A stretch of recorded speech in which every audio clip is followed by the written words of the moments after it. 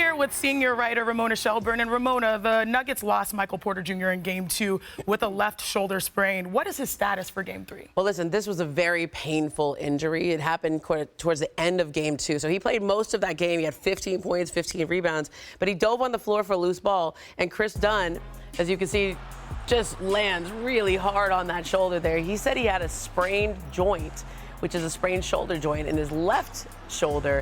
And he told me that, I'm not gonna lie, this thing really hurts, but I gotta find a way around it so that I can play. Yeah. And the Nuggets are expecting him to try to find a way to play through this, but this is a very painful injury.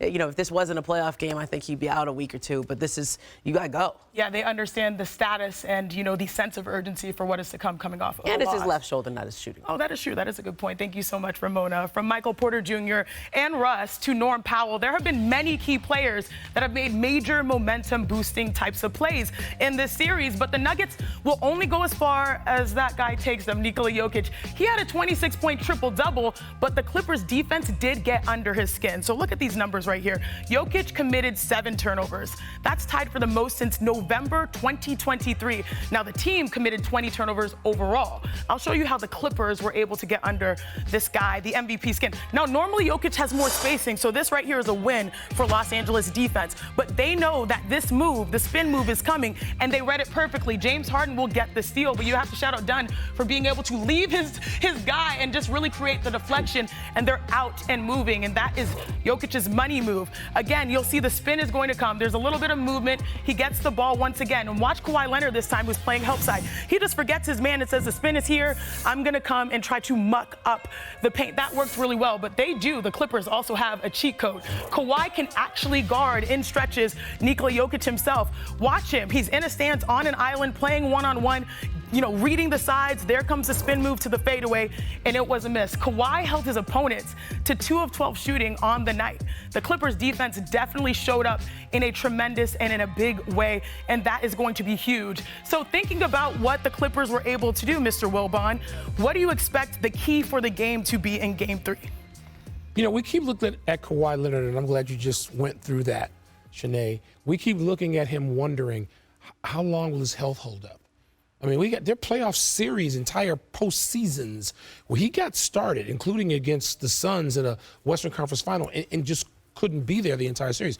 If we're looking at 2019 Kawhi Leonard, in terms of health too, and by the way, he was dragging that leg some then, to me, because it allows James Harden to do a little less, not that James wants to do less, but it allows everybody to settle into a more natural position. You know, if he's playing like this, they're going to be difficult to beat.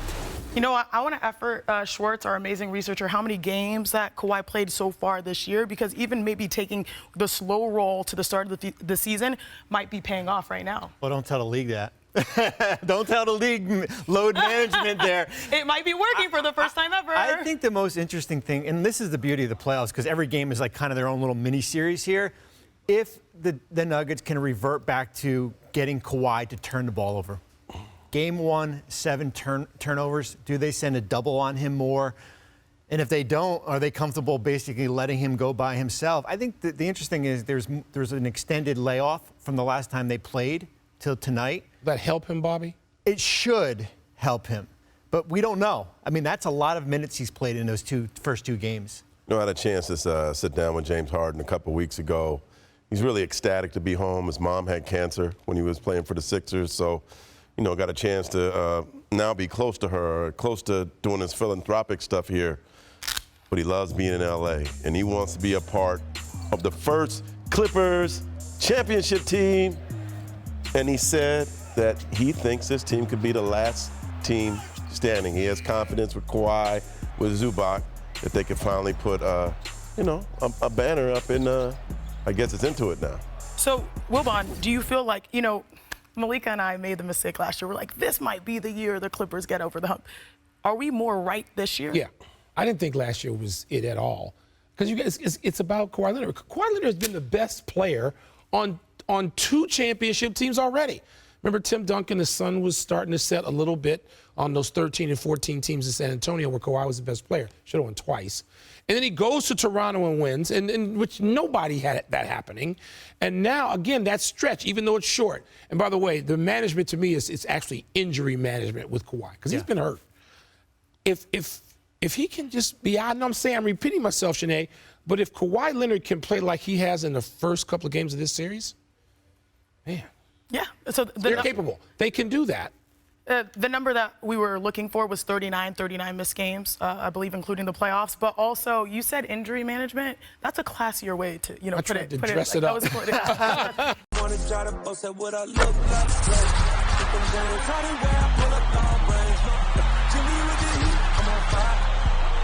NBA